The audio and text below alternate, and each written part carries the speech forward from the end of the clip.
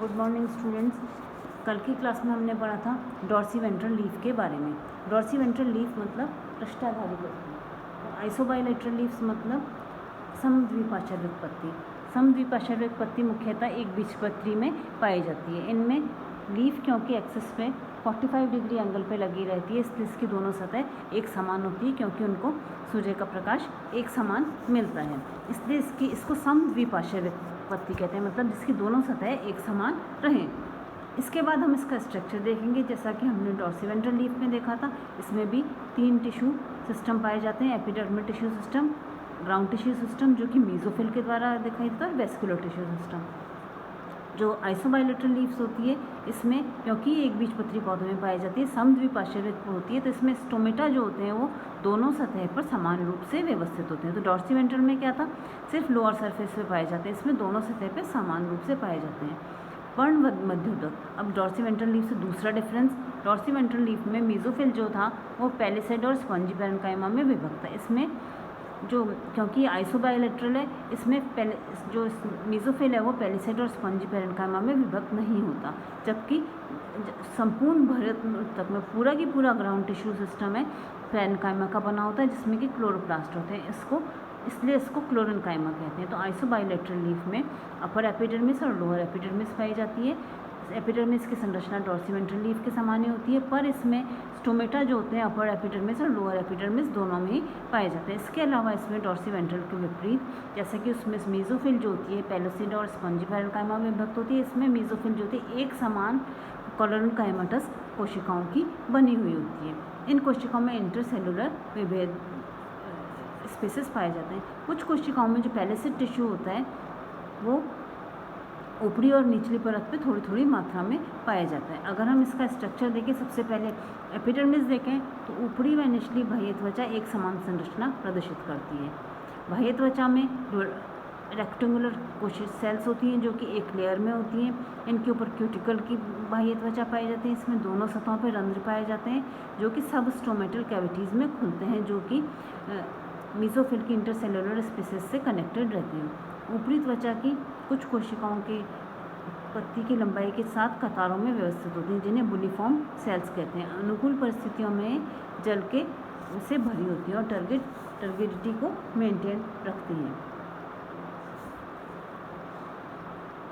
इसके अलावा इसमें मीजोफिल जो होती है वो, जैसा कि मैंने बताया था, पैलिसेड पैरेन्काइमा और स्पॉन्जी पैरेन्काइमा में विभक्त नहीं होती। सभी कोशिकाएं जो होती हैं पैरेन्काइमेटस होती हैं और इनमें क्लोरोफिल पाया जाता है, और इनके मध्य में छोटे इंटरसेलुलर स्पेसेस पाए जाते हैं। अगेव अमेरिकाना की लीफ में होता है, पर ये यूनिवर्सल नहीं है, कुछ इसमें एक्सेप्शन भी या अडेप्टेशन भी पाए जाते हैं। अगेव अमेरिकाना की लीफ जो होती है इसमें मोनोकॉट में ही जो मीजोफिल होती है वो पैलिसेड और स्पॉन्जी पैरेन्काइमा में डिवाइडेड होती है।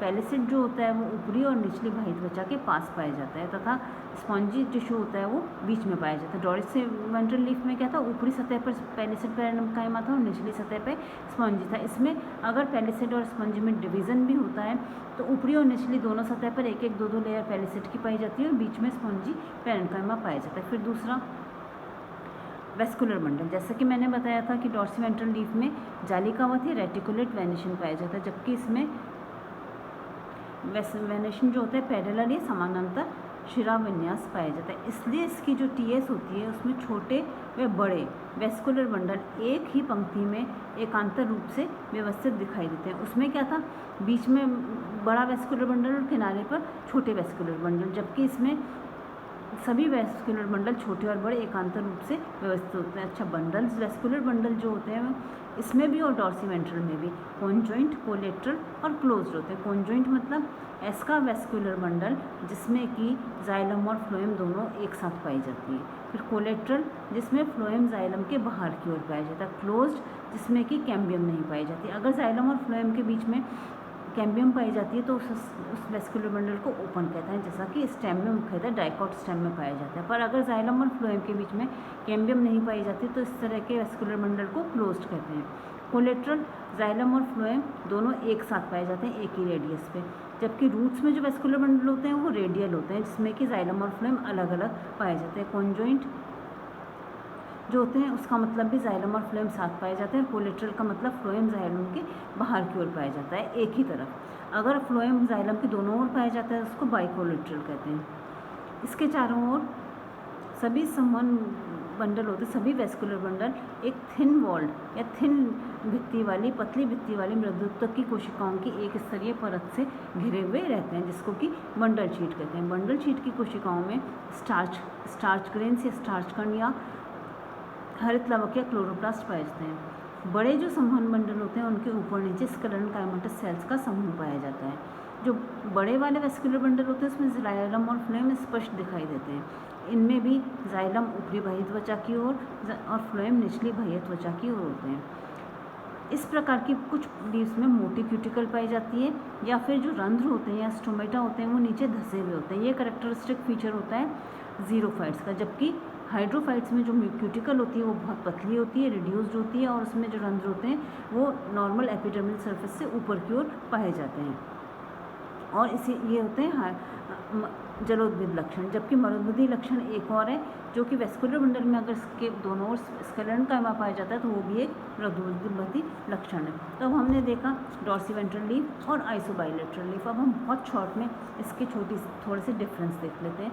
सबसे पहले अपर एपिडर्मिस में आपने देखा डॉर्सीवेंट्रल में जो स्टोमेटा होते हैं वो एब्सेंट होते हैं, जबकि मोनोकॉट लीफ में या आइसोबाइलेटरल में पाए जाते हैं। जबकि लोअर एपिडर्मिस में भी देखेंगे तो वही है, डाइकॉट लीफ में सिर्फ लोअर एपिडर्मिस में स्टोमेटा पाए जाते हैं और मोनोकॉट लीफ में दोनों लेयर में पाए जाते हैं। मीजोफिल डॉर्सीवेंट्रल लीफ जो होती है उसमें मीजोफिल पैलिसेड पैरेन्काइमा और स्पंजी पैरेन्काइमा में विभक्त होता है, और इसमें स्पंजी पैरेन्काइमा में बड़े इंटरसेलुलर स्पेसेस पाए जाते हैं। जबकि आइसोबाइलेटरल लीफ में जो मीजोफिल होता है वो इसमें सिर्फ मुख्यतः स्पंजी पैरेन्काइमा पाया जाता है और इंटरसेलुलर स्पेसेस इनमें छोटे पाए जाते हैं। इसके बाद वेस्कुलर बंडल में क्या डिफरेंस होता है? वेस्कुलर बंडल के द्वारा ही हम जानते हैं कि जल और भोजन का संवहन होता है। इसमें जो डाइकॉट्स है उसमें स्टार्च ग्रेन्स कम पाए जाते हैं, जबकि मोनोकॉट में स्टार्च ग्रेन ज़्यादा पाए जाते हैं। डाइकॉट्स में जो वेस्कुलर बंडल के ऊपर तथा नीचे कॉलेनकाइमा या मृदुत्वक या पैरेन्काइमा पाया जाता है, जबकि मोनोकॉट में वेस्कुलर बंडल के ऊपर स्क्लेरेन्काइमा पाया जाता है। डाइकॉट में वेस्कुलर बंडल होता है मध्य शिरा में पाया जाता है, एक बड़ा पाया जाता है, बाकी लेमाइना में छोटे वेस्कुलर बंडल पाए जाते हैं। जबकि मोनोकॉट में वेस्कुलर बंडल बड़े और छोटे ऑल्टरनेट उसमें बराबर रूप से व्यवस्थित रहते हैं। तो ये दो तरह की लीफ का स्ट्रक्चर हुआ, एक तो आइसोबाइलेटरल लीफ जो कि मोनोकॉट में पाई जाती है, और डॉर्सीवेंट्रल लीफ जो कि डाइकॉट्स में पाई जाती है। लीफ का इंटरनल स्ट्रक्चर, इसके बारे में थोड़ी छोटी छोटी बातें वो आगे जाके पढ़ेंगे। Thank you.